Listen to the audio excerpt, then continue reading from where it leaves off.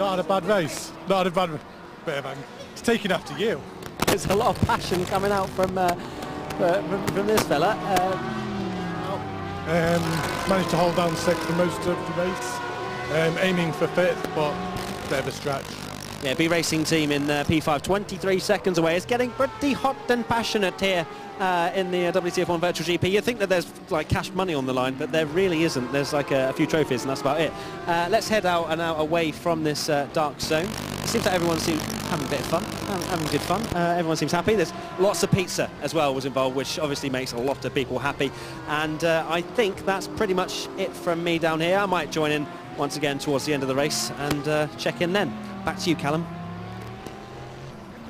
Well, thank you, Matt, for that then. A great insight into the paddock area down there at Simply Race where all the pods are being held. I'm joined now by Philip Morby from the GPVC.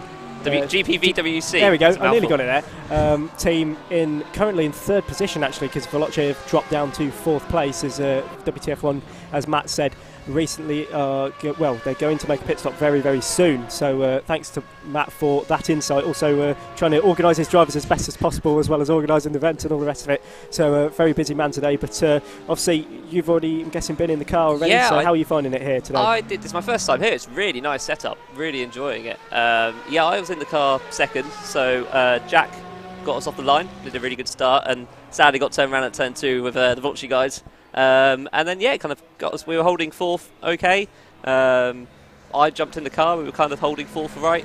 Had someone else in, Paul. I think he was on your broadcast earlier. We were kind of hanging around 5th.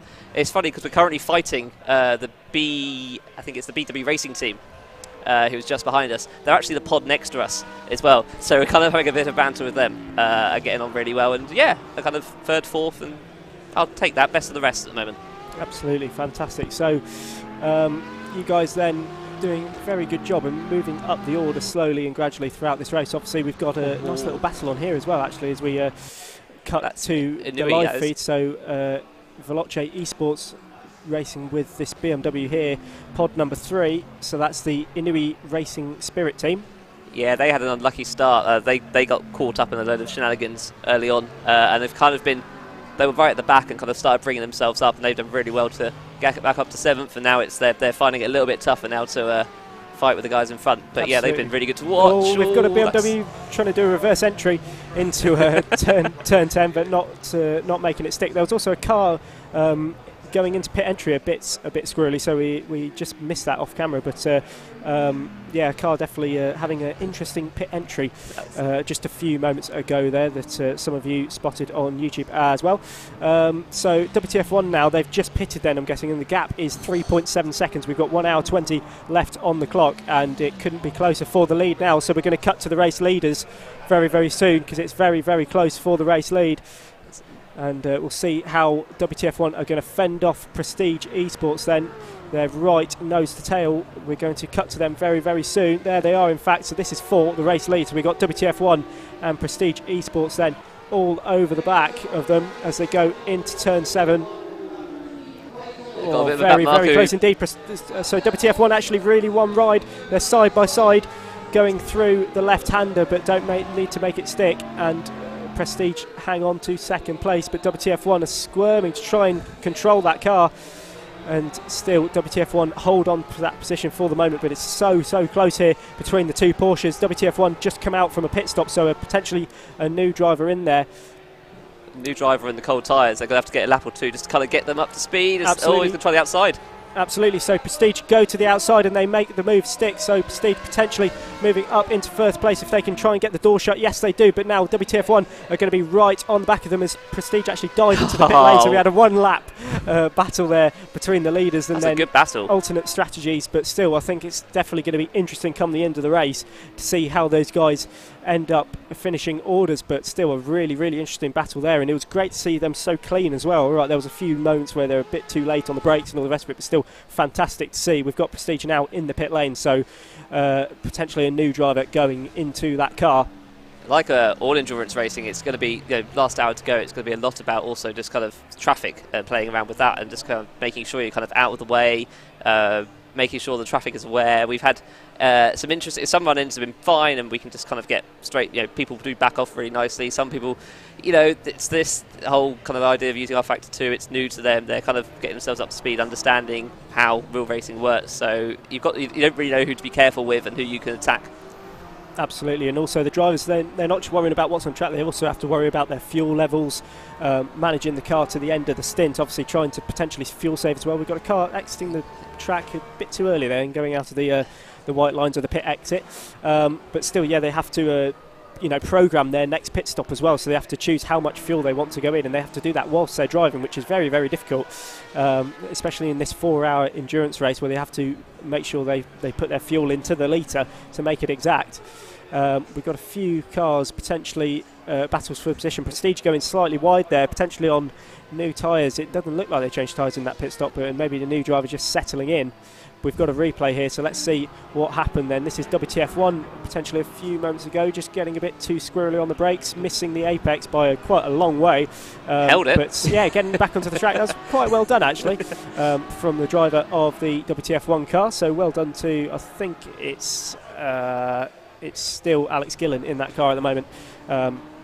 So well done to him. We've got Prestige still lapping, so 49 seconds. That's how long pretty much their pit stops were, as they were both together on track before Prestige pitted, but still quite a lengthy stop compared to a normal Formula 1 stint. Yeah, I mean, this pit entry is a very odd one in that you've got to obviously keep to the left of that white line to begin with, and then kind of snake your way through, and you're kind of doing about 130, 140, and then you've got to bring it right down to about 50 miles an hour, 80 kilometres, and then also here the pit exit. It's not just straight into the exit of turn 1. You miss turns 1, 2, 3 and 4. And also, you can still go up to speed, but it's so narrow. So we've had a couple of cars actually dropping it coming out the pit lane. Yeah, just like this car did. Prestige Racing coming out from their third stint, I think it was, dropping it coming out of the pit lane. They had to do a 3-point turn in the pit lane, narrowly missing the Blue Flag Racing Ferrari, which has actually moved up a place. They were 15th. Barrel Roll Racing has now inherited that position. So Blue Flag Racing, they have moved up a place. So well done to those guys for getting their act together a tiny bit. And obviously Blue Flag Racing by name, seeing a lot of blue flags by nature today here at the circuit. We've got WTF1 then trying to extend their lead a tiny bit from Prestige Racing, who the time is still dropping away quite rapidly as well. I wonder if they've got a slight problem with the Prestige Racing car. The problem I found was the tyres. Once you had one spin, they overheated, and you have to kind of be very careful as we're watching Prestige here go a bit of an excursion. Mm-hmm. But they find that once they heat up, you have to be kind of very light on them for the next few corners to bring them down to temperature, so you can really attack them again. If you go off and then try to attack them straight away, they will just overheat and you will just go sliding off. Absolutely, and these tyres, especially because they're so big, they do take a while to calm down as well. So if you overheat them, the tyres get too hot. It does take a lap or two for them to actually cool down back to operating temperature, and that's when you see potentially one spin ends up as two spins. Cautions, very cautions kind of way. Absolutely. So the gap is still going out. So WTF1 then seem to get their act together once again. We're expecting drivers. They see the BMW just coming into the pit lane now. We've got an hour and 15 on the clock. I suspect only 1 or 2 stops for the teams now, as we can see the lights starting to fade as well. The shadows are getting longer around the circuit. Another trait to R Factor 2 as we've got another replay. This is from Prestige Racing, who are trying to make their way past a very slow baby blue Porsche. I think that was potentially the team called It's James. And they actually got hit by them as well. So pod number 10, that's Barrel Roll Bandits. So definitely very banditry as they ride across the grass, and Prestige Racing just trying to get past those guys and keep moving forward. But Barrel Roll Bandits living up to the name there and not doing any barrel rolls, but certainly attempting it. And hopefully we won't see them on the shot again as we cut back to the live feed now. So a nightmare second sector for Prestige Racing though, as they made their way through the second sector.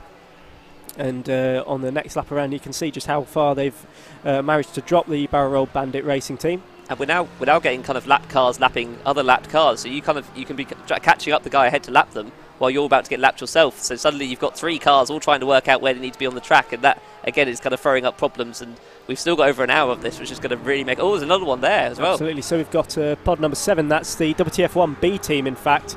So the second WTF1 car and another Porsche following them as well. They've created their own new GTE Rallycross Championship here at Interlagos for that moment. So that Porsche looks pretty awesome actually in those colours as well. So the WTF1 B team.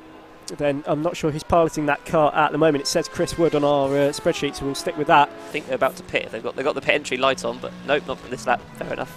Awesome. So we've got a few questions coming in. We've got Jonas asking on the YouTube, guys, who you think will be the rookie of the year? Lando Norris, Alex Albon, or George Russell? Ooh. That's a very, very difficult question. I'm going to throw it out there and say Alex Albon. I think that's a fair one. As a how impressive he's going to be. We've got a replay here, so this is of the Barrel Roll Racing team. So yeah, just getting in the way of the WTF1 car. Two cars just not giving each other enough room. Big hit. Nearly ended up like them two Porsches that we saw at Porsche Super Cup race a few years ago, where one actually landed on top of the other, which a lot of people have seen. But those two cars, and that's why they were taking the same place of track. They ended up collecting each other. And we've got WTF1 still extending their lead at the moment. But yeah, as I was saying, Alex Albon, also a Milton Keynes man, so from the same area we're in today. And the most unexpected driver, I think, to actually be, in this year. No one really expected Alex to come in so soon. Well, we had a Formula E contract as well, if I remember correctly. He suddenly kind of went, sorry guys, I can't do that. I've got a Formula 1 contract. And it's a nice problem to have, though. It is, isn't it? Kind of like, which one do I do? Formula E, Formula 1? I think he's kind of, there's nothing really expected of him. Oh, as the Barrel Roll have had another problem. Absolutely, yeah. So they're just, I think they're exploring all track limits as they can get. Obviously, a very good-looking Porsche. We've seen there's quite a lot of GT3 RS road cars that are in that colour, as well as WTF1 trying to get past them as well now. So WTF1, the leaders of the race so far. Didn't have as many problems as the B team did, but still a little setback for those guys. They get on their way again and get back up to racing speed.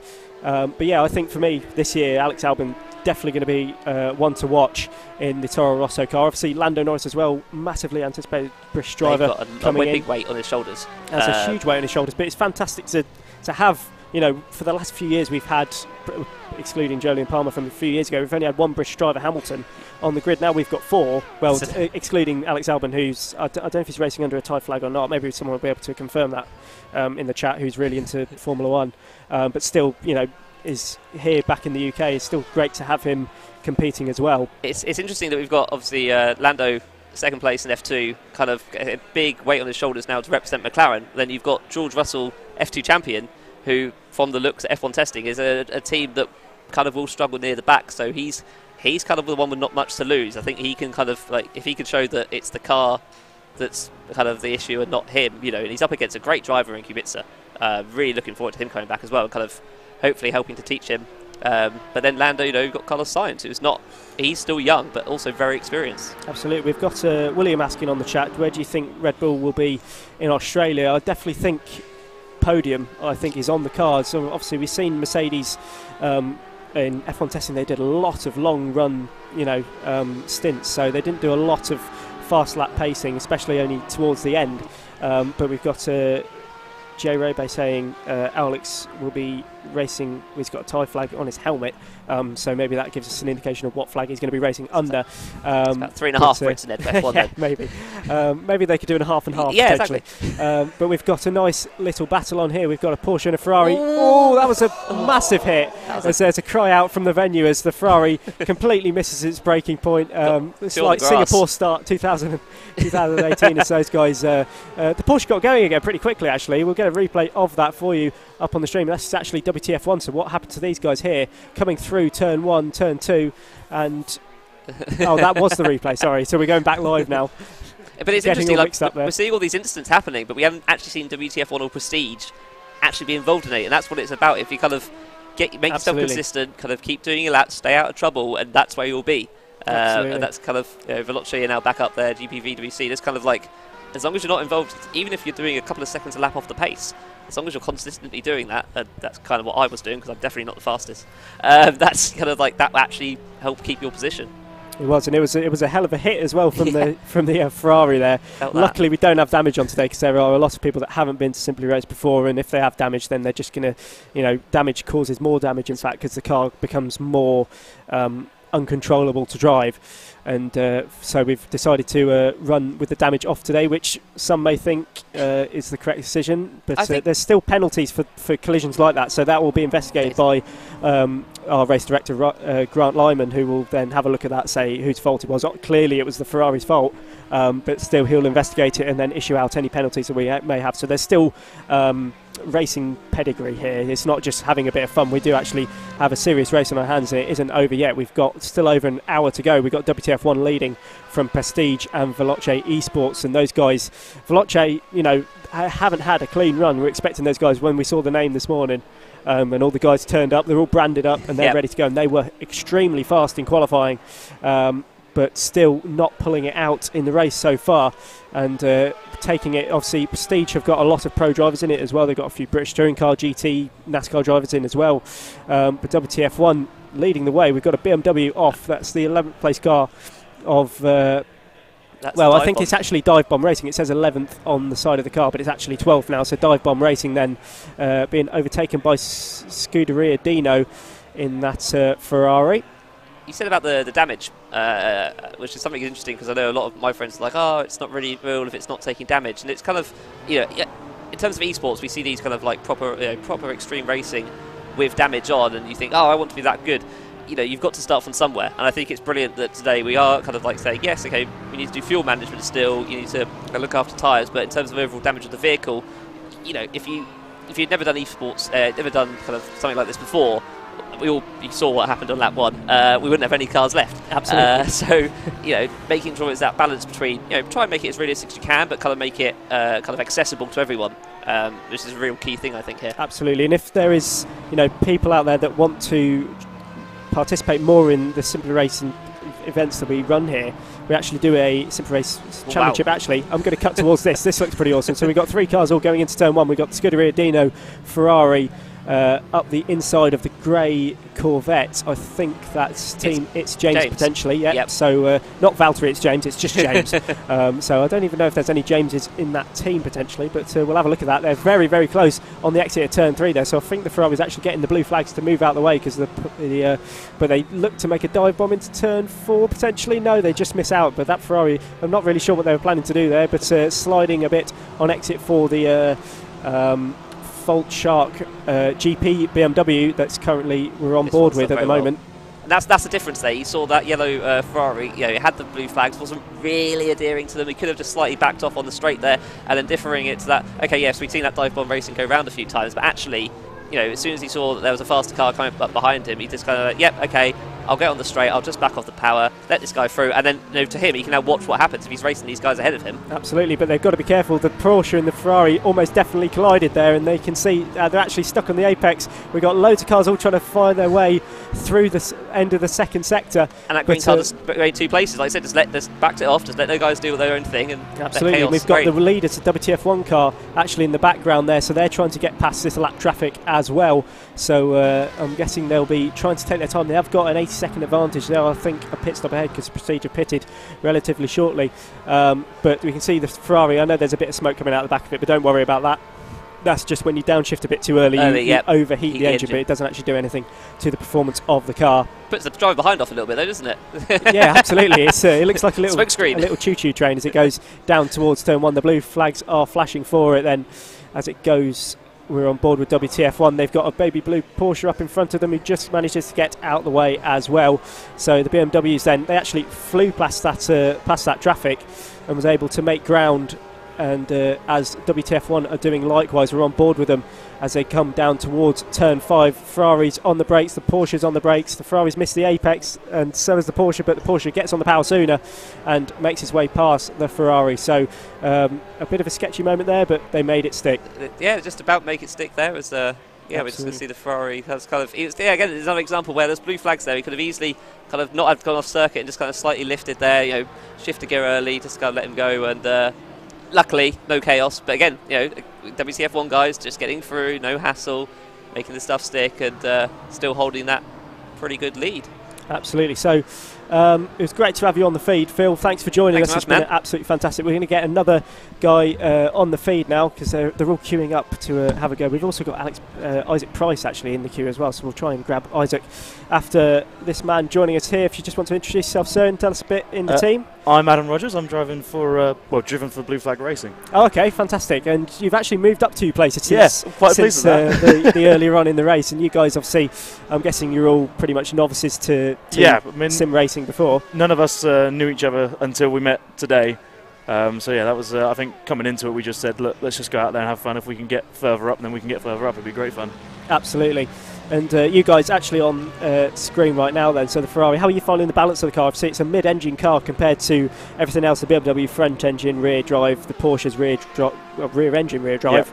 Yep. So the Ferrari potentially then the most tricky to drive, being that it's a mid-engine car, potential oversteer. I mean, turning in, we all struggled coming into the first downhill hairpin turn. I just think it was just, there's understeers quite there, and then down the straights it's just on par with the Corvette, but just not quite able to keep up with it. I mean, it's a good car to drive. It's not the best one out there. And I think when we came into all the Ferrari teams, I think there's only 3 of us.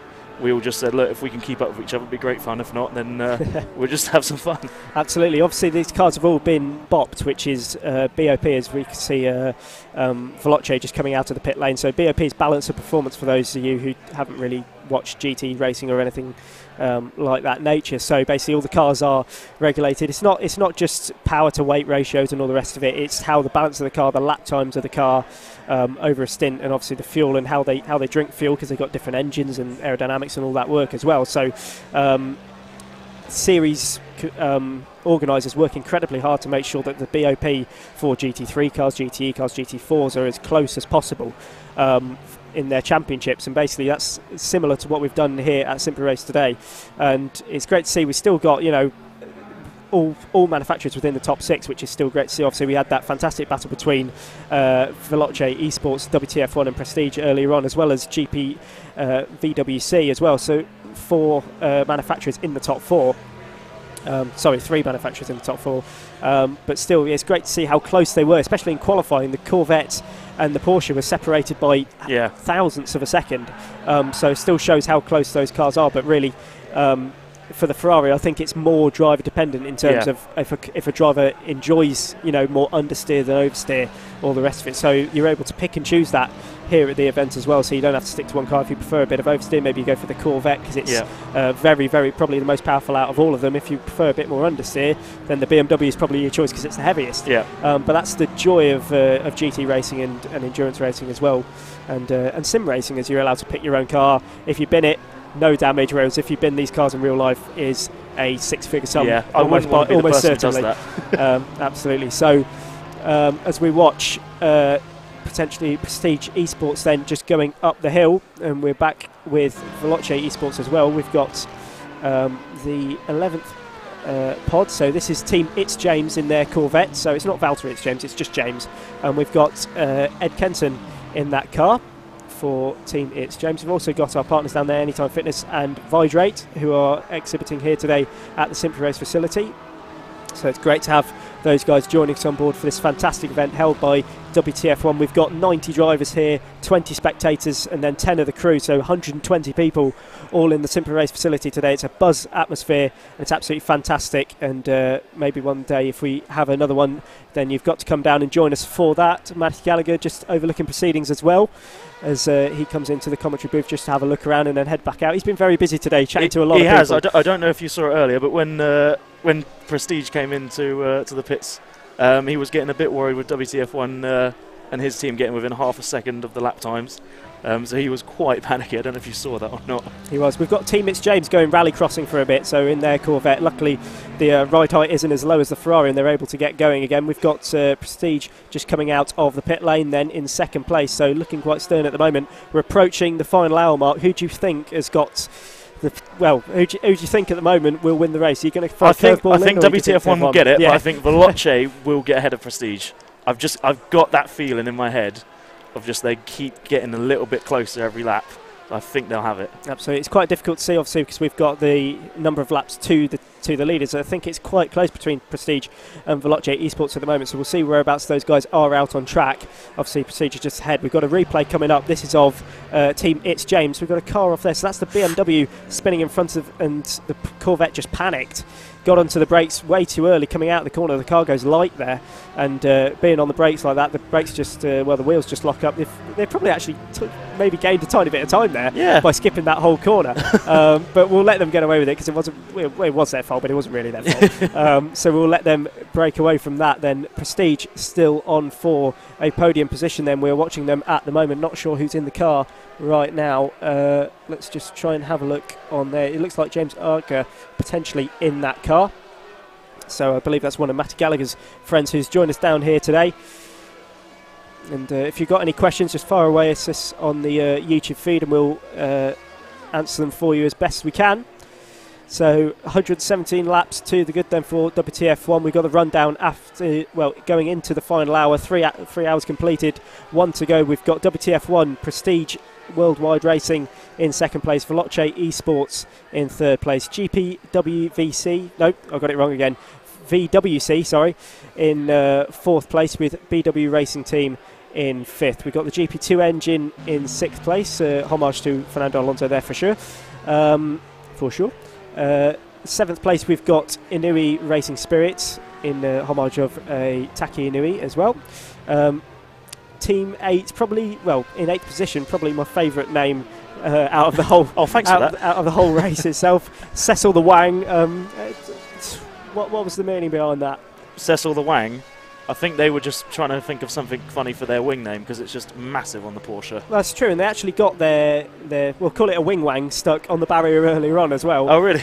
So that was the car that we saw stuck in the barrier, so their wang got caught on the barrier, and that sounds very, very painful indeed. We've got Team It's James, as we got a BMW, or a Porsche actually, I think it was, coming out of turn 3 there, meeting the barrier and giving it a good old whack. So that car continues on. We've got WTF1 team number 2 in 10th place, with Scuderia Dino in their very yellow Ferrari in 11th place. Dive Bomb Racing living up to their name in 12th place. Blue Flag Racing also living up to their name, with one of their drivers joining me on the comms here in 13th place. Fault Shark Racing, who got their name from a name generator on online this morning when they turned up, in 14th place. I didn't know and that. Then Barrel Roll Racing, definitely living up to their name, in 15th place, 13 laps down. But after 3 hours of racing, 13 laps, okay, it's quite a lot, but it's not as bad as it could be. And we've seen some drivers really develop throughout their stint. Some of them have never even touched a simulator before. Some of them haven't driven a wheel or turned a wheel. Some drivers as young as 11 years old. So great to have those guys joining us here today, and having their first experience potentially in motorsport, in esports, in racing ever. So it's great for Simply Race to be a part of their potential motorsport world. As we've got 56 minutes left on the clock.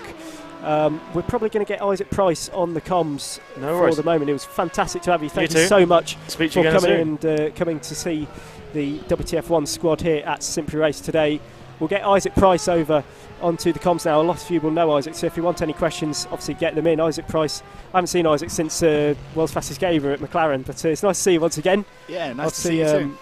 Having such a great day here at Simply Race. You guys lapping quite consistently at the moment. Obviously, just what team you're in? You're in the Inui Racing Squad, aren't you? So lapping quite consistently. You did a fantastic lap in qualifying as well, and in practice especially went 2/10 quicker than Ross Gunn, I think it was, who put in the time. So how are you finding the GTE cars? Yeah, it's been good. I mean, I don't have a lot of experience on R Factor 2, but yeah, so it's a new experience for me. The cars feel like they've got a lot of grip. You know, you can push them a lot on entry, which is nice, and yeah, it's just, you know, if you brake a little bit too late, then you know you miss the corner. But yeah, it's good. It's what happens in real life, really, isn't it? Yeah, exactly. Absolutely. But obviously, compared to like the Formula 1 cars and all the rest of it, they're not so aerodynamically dependent, so they're more mechanically driven into a corner. So if you brake and turn in a bit too much, you'll just get a hell load of understeer, like you would do in a normal road car. And just make sure that you have to brake a tiny bit earlier, turn in a tiny bit sooner, just to scrub off that speed on the apex, and then get on the power once again. We're watching Veloce Esports at the moment in their Corvettes, meeting all the right apexes at the moment as they go through turn 8 and then braking into the very twisty section in Sector 2. So Isaac, then, your plans for this year, obviously you've been very, very well involved in the esports series throughout the last couple of years, but what's your main goal for this year? My main goal really is to try and get into F1 esports. You know, I've been close for a couple of years to make the final stages, you know, really be able to show what I can do, and it'd be nice if I could, you know, make that final step this year and see how I can compare against the best guys there. I'm going to do a bit of the iRacing GTE World Championship as well. They've increased their prize pools up to 25k for this year, so it should be good to see how we can do there as well. And yeah, just generally, you know, do a bit of everything, have fun, and see where it takes me, really. Absolutely, and that's I think a lot of people don't misinterpret motorsport, but they see it as just a load of, especially in real life racing, a load of rich people racing just for the hell of it. But it's because we love it, you know, and it's because we're all secretly quite geeky and very petrol heady, and you know, and we love racing, and how being able for esports especially, it's a great time for us to be alive, really, to experience the esports world from watching TV when you were a kid, watching Schumacher and Hamilton come in on F1, and we'd never really think that we'd get, you know, the access to the live races as we do now, as we're watching a ex-British touring car driver Mike Epps from Team Hard just in the pod at the moment. So he's in for the Prestige team, battling for the lead with WTF1. So Mike Epps putting in a stellar job there at the moment. You can see he's concentrating very, very hard. There's the eyes of a racing driver as he turns through a right-hander. I think he's in Sector 2 at the moment, potentially going to drop downhill. We're actually watching him on the screen now then, so I was just about there as he turns into the penultimate corner then. Just look at the concentration on his face as he goes through into Sector 3. But it's amazing how immersive it is sitting in a pod as well. Obviously you've done a lot of sim racing now, so you keep nice and calm and composing. See Will Dendy just talking to Mike there as he goes into turn 1, but also VR as well. We're expecting VR to come in, be more popular in the esports scene as well. Do you think that's going to be a massive change when VR comes in, or do you think everybody's going to be accustomed to it quite quickly? I mean, I think the VR definitely makes a lot of sense for racing over some other games, because, you know, it'll add that extra level of immersion in.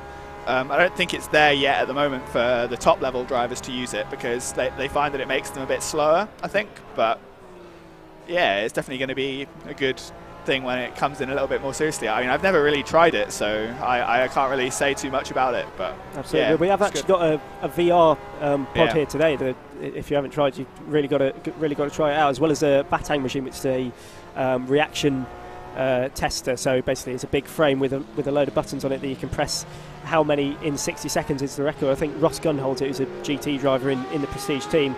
As you can see, Mike Epps there just lapping the Ferrari at the moment, but he had 109 hits in 60 seconds, which is quite incredible, really. Obviously he's a bit taller than everybody else, so manages to reach them a bit quicker, but just shows how his peripheral vision is so good as a driver, to just see things out the corner of his eye so quickly and be able to hit them within half a second of each other. It's rather incredible. But great to see so many activities going on here at the Simply Race Day. We've also got classic Toka touring cars on the Renault F1 pit wall as well, which I used to play as a kid, which is really weird. I was clearing out my room a few weeks ago and found all these old racing games like Toka touring car, WRC5 and Colin McRae Rally and all the rest of it, and on the PS2 and PS1, and I just forgot how much gaming has changed, you know, being able to do this where we're live broadcasting all over the world if you're watching in South Africa or America, compared to sitting in your bedroom with a little box telly and playing games. You know, it's a whole new world of experience, and one that, you know, you've absolutely come to terms with and you know, picked up, and it's made you where you are today. Yeah, well, I mean, I started when I started like kind of enjoying racing. It was on, you know, Toka 2, and I really enjoyed it as well. And you know, I still remember the lap times I was doing when I was like a 5-year-old playing on Toka 2, racing against my dad. You know, so yeah, definitely games like that were the starting point for so many drivers like me. And you know, it's crazy how much it's advanced. You know, you look at the graphics now, and it's just a completely different world. But yeah, absolutely, definitely great. We just saw a replay there of the. It was the It's James Corvette, just going for an absolute stroll in another part of the circuit and finding a nice escape road to disappear down. They've rejoined onto the circuit now, we've got 50 minutes of this race remaining. It's gone actually very, very quickly, this 4-hour race. We've got 50 minutes to go. WTF1 are looking to actually win their own event, which I don't think is that's embarrassing for them. They've actually got a bit of bragging rights now. They can go home, and I'm sure we'll see a post on Facebook later of how proud they are. But it hasn't been easy for them. Veloce and Prestige Racing especially those guys have been mega close, especially in the first hour. We saw those guys within 5 seconds of each other throughout the whole hour, and it was really exciting to watch. Obviously we've only got 15 pods, but it feels like there's a lot more out on track because of the action we're getting, whereas we normally get, on iRacing 24-hour races we get 40-50 cars potentially, but it's great to see how exciting it is. Even with 15 cars, you don't just need a lot of cars to have a good race. You just need good drivers and good cars to have a good race, so it's great to see. Talking of which, we've got a BMW just crossing the track now. That's the some strange car. We've got Matt on the chat as well, so we're gonna join him now live. Oh, has he not got a microphone up live? Okay, so he's just using venue mic, and I think they're giving free caps out, so that's great to see. So Matt then just having a little chat with the guys here at the venue today. Obviously he looks a bit more relaxed than he did earlier on when he was on track with Ross Gunn hunting him down in the first hour of the race, but it's great to see. We've got a lot of guys sticking their hands up there. I think he's thrown some questions out there, and then if they get them right, then they get a free hat of some sort, so it's great to see. Unfortunately we can't hear them on because his mic isn't live on the YouTube feed, but looks like the kid's won something, so good for him. So then, WTF1 still leading 124 laps down, and they are 1 lap ahead of Prestige Racing. We've got a Veloce esports car flashing the lights quite violently at the Scuderia Dino Ferrari, trying to make its way by. Obviously Veloce esports trying to catch up to the back of Prestige Worldwide Racing to try and fight for that second place, but it looks like at the moment potentially we may have the finishing order on our screens at the moment, but we're never going to round it out because anything can happen at any time during this race. So but have you got WTF1 on for the win, Isaac, do you think? Yeah, I would have thought so. I mean, they're putting Ben in for the last stint, which, has a little bit of a risk involved to it. He's got a bit of a history of throwing races at the end, but yeah, I'm sure they've got a good gap at the moment, and I'm sure they'll be able to bring it home. But yeah, I mean, anything can happen here. And it takes a couple of mistakes, and suddenly you've gone from being 60, 70 seconds ahead to only having a 10-15 second lead, and from there anything can happen, so we'll see. Absolutely. So if anybody's got any questions for Isaac Price currently on the feed, then just type them into the YouTube comments, and we'll be able to ask him any questions that you may have on all the stuff that you've done, because you've got such a wealth of experience now in F1, in esports in general, really, haven't you? And obviously a few years ago, seeing how I know you're in the World's Fastest Gamer Championship. You didn't win it, but you came very close. But how Rudy Van Bruyn's developed now. He drove cars at Goodwood and all the rest of it. Does F1 hot laps as well. How much his life has changed just because of one esport event is quite incredible, isn't it? Yeah, well, I mean, obviously a lot changed for Rudy. Getting to go to McLaren, working for McLaren. He's gone and done events at tracks like Suzuka, actually driving the cars around, driving celebrities around. So for him it worked out really well, and even for me, even though I didn't win the event, I made the contacts with some people in like Logitech, and that helped open doors for me with teams like G2, and that's how my whole journey kind of has started. So I think for a lot of people it made that difference. I mean, in the qualifiers I was racing at Insomnia, and there's a guy here, James Baldwin, he was there as well. Yeah, James, yeah. And that started his journey as well into esports. Even though he lost, it was such a fun day for him. It got him into it, and I think stories like that are awesome. And I think it kind of sums up what esports is all about. It goes from being a hobby to something more than a hobby just because of that enjoyment. And I think you have to hold on to that kind of passion. Absolutely, yeah. Because a lot of people, obviously, when there's prize money involved, it does get very, very serious. We saw for example, funny stuff's made out of it as well, such as Brendan Lee's finger wagging that he had at the F1 esports as well. Many gifts were made out of that and all the rest of it. So there's a lot of memes, a lot of internet access to esports, and it's so great to see. we'll try and get some questions on the YouTube feed, so fire them in on us. We've got Jay Raybay. We've got a replay here of Porsche potentially going off at the last corner. Yeah, so just getting a tank slapper and going for a trip on the grass, doing some lawn mowing for the Interlagos circuit, regaining a bit of their composure and getting back on track. Hopefully they just missed the barrier there. Oh, there's a bit of a bumpy ride, but there we go. So just asking, did you expect such a dominating result from the WTF1 team? I didn't, to be honest. I was expecting more from the Veloci guys, to be honest. I mean, those guys, top of the class really in a lot of stuff they do, but they haven't really pulled it together as much today. I know some of the drivers aren't Veloci drivers, but still, it's great to see them at the start of the race battling for the lead, but still, they didn't run away with it by any means.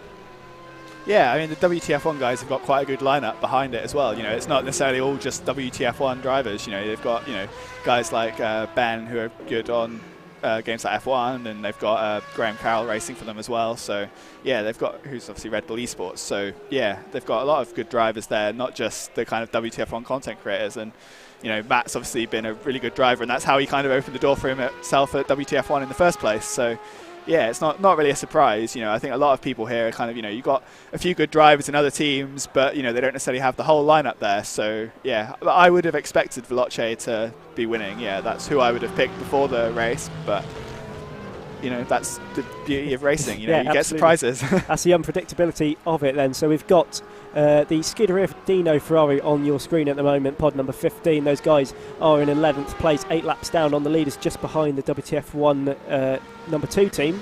We've got our leaders on screen at the moment. That's the WTF1 car going very, very wide, going through sector 2. So they're actually skipping, well, 2 corners there really, and joining back on the track again, but they don't want to be doing that too much. They may cost themselves a win, but WTF1 for the moment, they're having a bit of a weird moment there. I think like they lost the brake pedal or something. I'm not sure who's in the car at the moment. Let's have a look. It says Jack Werrell, so potentially Jack just not finding his feet on that, but yeah, it was just a simple braking way too late, wasn't it? Yeah, I mean, I think as well, like, always spinning again, as well. Yeah. I think this is actually going to cost them quite a lot here. WTF1 may be in trouble as they've got, well, especially with Prestige having Mike Epps behind the wheel, a British touring car driver, and Jack Will not really finding his feet in the WTF1 car. We could see come the pit stops that actually Prestige may take a late lead here, as actually they're coming into the pits, so maybe they're deciding that driver's not fully up to the job of taking that car to the end. They may be changing drivers, but a bit of a scary moment for the WTF1 team there. Yeah, I mean, especially when you, like, if you just come out the pits or something, you know, when you're adapting to the fuel, you know, it does feel quite different, you know, so you do have to take a few laps just to kind of build up to speed, and, you know, the car does get a lot faster at the end, as long as you don't, you know, even though there's no tyre wear here, you know, you can still overheat your tyres, so you have to kind of keep that rhythm. If you make a mistake, it punishes you after a lap or two, so, you know, you need to bear in mind what's going on with the car underneath you and manage that. Absolutely, and if you get overheated tyres as well, it's even harder to. If you have a spin, it's even more likely you're going to have a spin because of the overheated tyres. We've now got WTF1. Actually, they came in to serve a penalty, I believe. I was hearing just over the tannoy there as Mike was talking, so it's going to be very interesting to see this race now. So they've got 85 seconds. WTF1 just taken a penalty then for, I think, contact with another car or cutting the track. And that has allowed Prestige to get right back into the battle. They just take over a back marker there going into turn 5. We've got WTF1 on our screen now, and this battle is definitely heating up with 41 minutes on the clock.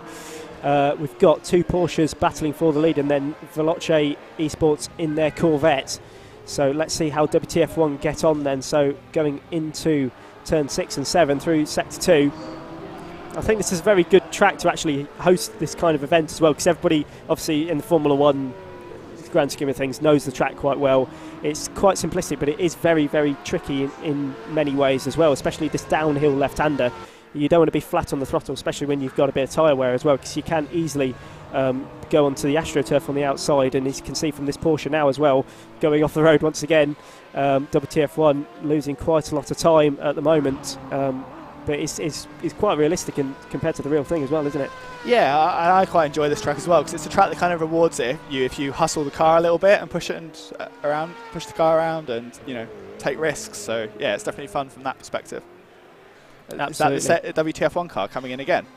It is, yeah. So WTF1 coming in once again then, and this is going to well, I don't think he'll hand the lead to Prestige, but definitely was the car in front of them just gets going again, so they stop in their box. Potentially they've overshooted once again, so it's Jack Werrell in the car at the moment, so Jack not having a great time of it and having to reverse back into his box. It wasn't too bad, but those last few laps have really cost some time. Prestige, now the clock is counting down. They've just left the pit, so let's see if Prestige can close up and potentially challenge WTF1 for the lead of the race. We've got 3 cars in the pit lane at the moment. We're watching Prestige, the pink car on your screen at the moment, WTF1 get going again, and there's about 30-second gap between the 2 cars with 40 minutes to go. It's going to be an intriguing battle all the way to the end of this race. Scuderia Dino just in front of the Prestige car, and that Ferrari potentially going to be giving the purple Porsche a tow as it comes down the back straight, but the gap is only 28 seconds now. So let's see what Mike Epps can potentially do to win the race against WTF1, and it's all spicing up in the last 40 minutes, which is exactly what we wanted really, after quite a few hours of WTF1 being right ahead and being in the mix and looking to win. The gap is now only 25 seconds, so let's see if anybody's in the WTF1 car now. I'm not sure if it's Jack still or if it's anybody else, but we'll keep an eye on their times and see if the gap is coming down. It's already coming down to 23.5. So I'm going to have to take a drink of water. My mouth's getting very dry at this moment in time. It's heating up quite dramatically, isn't it? Yeah, I mean, from WTF1's perspective, they've still got a big lead. They can still manage that as long as they don't lose their heads. But, when you go from being over a lap ahead to suddenly only having a 20-second lead, it's very hard to mentally reset and manage the new gap that you've got and not just remember the mistakes you've already made to lose that lead in the first place. So it's going to be tough for them, but, they can still hold on to this. They just need to calm it down a little bit and bring it home. Absolutely. We've got Marco asking on YouTube who's driving for the WTF1 right now. I've got on my spreadsheet it's Jack Royal, but they've just pitted, so I'm not sure if they've updated it just yet. But they look to be actually bringing the time out again, as Prestige looked to be actually losing some time. The gap was down to 22 seconds or so. It's now 25. So in those last few moments then, Prestige have potentially made a bit of a mistake and lost some time to the WTF1 car, which seems to be now back up to pace. So as they come down the very well branded back straight, we've lost some billboards which had more WTF1 branding on them, but we'll call it branding straight for today. And as they come round through into Sector 2, it's one of the hardest corners on the track really, isn't it, Isaac? Yeah, it's really easy. If you go in a little bit too hot into that corner, you run wide, you can get onto the grass and lose the rear, and you're in the wall straight away. So yeah, it's definitely one of the harder ones. You need to commit to the corner, but you want to get a clean exit as well. So yeah, it's one of the harder ones. I'd say probably the turn 1 center S's are probably the hardest part of the track, because you want to kind of get a clean exit from that corner, but you need to be committed on the entry as well. So I'd say that's probably the hardest one, but after that, yeah, it's one of the harder ones for sure. It's and it has such, obviously over the years we've seen so many fantastic Formula 1 races here, 2007, 8, 9, 12, so many races. We've had such a spectacle at the Interlagos circuit, and I don't think we'll be losing it anytime soon there by any means as well. There's quite a bit of investment going into the track actually this year alone, so it's great to see that kind of track being kept well up to date. We've also got an update of who's in the WTF1 car. It's Ben Daly now in the car then, so Ben taking over from Will, and let's see if he can make any headway. And it looks to be like he's started to keep the gap around similar. It's around the 23-second mark. We've got 36 minutes on the clock, and WTF1 still looking quite strong, but it's only about a straight and a half between the two leaders. And we've also got Veloce Esports now. They've unlapped themselves against the WTF1 car as well, so those guys back on the lead lap. So we've got 36 minutes to go, 3 cars still on the lead lap, and I'm not quite sure who's going to win this race just yet as we approach the final half an hour then. And Isaac Bryce joining me on the commentary box. My name's Callum Cripps, and we're taking you through the last 35 minutes of this race.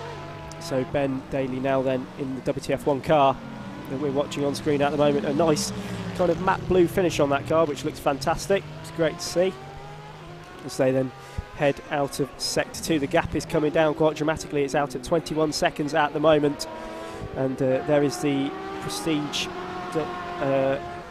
Porsche just going through the back of shot now then.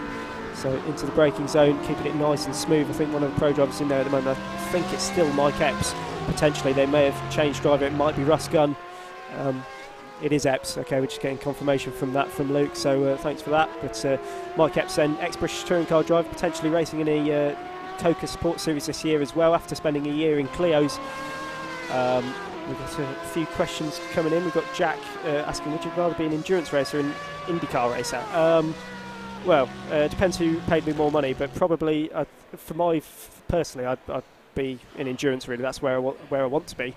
Hopefully in a few years' time, but just if money allows, which it isn't ever, unfortunately. But yeah, endurance racing for sure is definitely, I think, the one that's also going to grow. I think as much as we're seeing a lot of teams such as Aston Martin as well recently said they want to bring the hypercar kind of style back, the GT1 old school style Le Mans cars back as well with the Valkyrie. So it'll be great to see those kind of cars mixing it up, as we've got a nice T-bar wing shot of the WTF1 car at the moment. The gap's still 20 seconds, it's just hanging in there at the moment. Ben doing a very good job actually in that car to keep it level-headed. Obviously a bit of a nightmare 10 minutes I think for WTF1 as they realise the driver's obviously not really up to scratch to win the race, so they've had to have a penalty, have a driver change, and now the gap is just 20 seconds, so it's coming back to Prestige as the gap now drops under the 20-second mark. Yeah, it seems to be changing as you go around the track, so you have to make sure you look at the same point of the track, but I think it's gone down by about a second this lap, I'd say, so it's going to be pretty tight at the end, you know. And someone like Ben as well, who has such a huge following, you know, I'm sure he can, in the back of his mind, he'll know how many comments he's going to get on social media if he doesn't manage to bring this one home. So absolutely. Yeah. So we've got two quite big drivers then leading the way at the moment. We've got Ben Daly, who obviously esports driver and massive following on YouTube. We've also got Michael Epps, who raced in the British Touring Car Championship for Team Hard, as I just mentioned as well, so a proper racing driver going against the esport drivers as well. We've got a Porsche spinning off and potentially causing Mike Epps a bit of bother, but gets out of the way quite well, not the most prestigious line through that corner, but still making the barrier and getting on his way again. So then as Mike Epps makes his way down the back straight, then just over the 20-second mark now, so it's fluctuating all the time depending on where they are on the track. But WTF1, as we can see on our screen now, have a lot of traffic to deal with, thanks to a Ferrari actually spinning and getting out of the way. But we've got another Ferrari which potentially will move to the side of the track and let them go, maybe looking a bit sketchy there as they let them go. But still, that's what endurance racing is about. It's making sure that you just keep out of trouble, keep the momentum throwing, and it's great to see so many drivers really getting involved in the series. Yeah, well, I mean, obviously for us it wasn't the best of start to the race, you know, we dropped like a lap down, but you know that it's a long race, so anything can happen, and you know, we've just managed to get up to 6th place, so you know, you've got to, you know, realise that it's normally about the mistakes you make that cost you the race, not necessarily your raw speed or a daring overtake or anything like that. But as you come towards the business end of the race, now you need to start taking the risks if you're someone like Prestige to catch the gap, because you have nothing to lose. You know, you know, for someone like him, you know, you want to win the race. That you're second, you're going to be disappointed after, you know, if you close like a lap lead in an hour or so, you know, you want to finish it off. So yeah, definitely be exciting as we get to the end of the race now. Absolutely, you can see how precise Prestige were coming into that corner as well. Mike Epps, he was absolutely on the white line on the entrance to the corner, and because obviously turn one kind of falls away from you, he was so close to the grass, he was less than an inch away from the grass, but managed to keep it on the road. And that's just how much he's having to utilise that car to again riding that white line to keep it on the road and try and keep that gap as low as possible. It's down to 17 seconds now, so somewhere WTF1 have lost quite a lot of time, I think probably in traffic, but it's definitely looking like, well, potentially even had an off there. They're down to 15 seconds now, so the gap's closing down. We've got half an hour to go, and Prestige are really coming back into this fight. It's going to be a fantastic last half an hour to watch, so really get your comments in and who you think is going to win the race. It's their WTF1's first ever 4-hour event here for the Virtual GP live at Simply Racing Milton Keynes. Thank you for joining us, all of you on the YouTube, keeping us entertained with the comments, and also for the drivers on track. It's been a fantastic day's racing, and the shadows are getting longer, not only outside in Milton Keynes but on the track as well, as the Porsche then ducks into the shadow underneath the grandstand going into turn one, braking very heavily. and meeting the apex there. Nicely done from Ben Daly then as he makes his way through turns 2 and 3.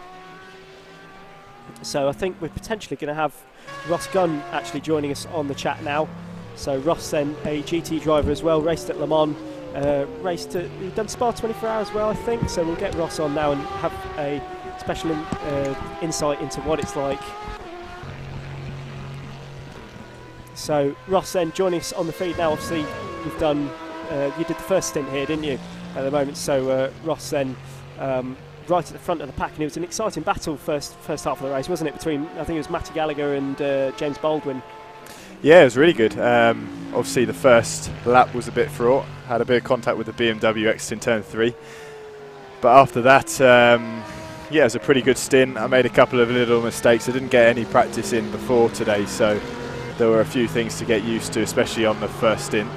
But yeah, me and Matt had a good scrap. I was just chipping away at him, a couple of attempts a lap, and then eventually caught onto him, and we had contact at turn 2, which came off a little bit worse for me. But even so, good first stint, and then since then my teammates have done a pretty good job. The moment it's really getting quite tasty at the front, with Michael taking out a lot of time on WTF1, although on this lap we're losing a fair bit. But yeah, I think the traffic's affecting it a lot, really, isn't it? Yeah, for sure. The traffic's really tough, especially in the middle sector where it's all kind of single file for a lot of it.